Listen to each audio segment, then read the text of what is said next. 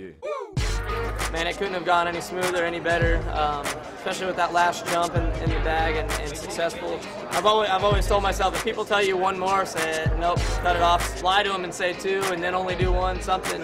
Couldn't really do that. I figured that many people wanting it, you got to cancel your superstitions a little bit.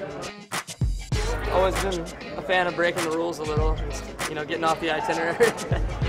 Last jump was it was all for the crowd, and you know I obviously was a little ticked at myself for, you know, I went faster on those last two, thought that I was just all or nothing, but the problem was I turned a little too much and kind of went farther out with all that speed instead of up. So I knew what I needed to do different on the last one. It was more for the crowd, but I figured while I was at it, you know, try to do something a little different, and it worked. What's next, man? It's 3 days at home and straight to Madrid, back to the grind, you know. Red Bull X Fighters in Madrid, then a week and a half later, X Games start. And I got some big goals for that, so don't want to lose focus, you know. Might go hit the after party up and keep a level head, and be right back to training tomorrow, unfortunately. It's huge. I don't know, man. I'm just pumped. Can't even think straight. What was the question again?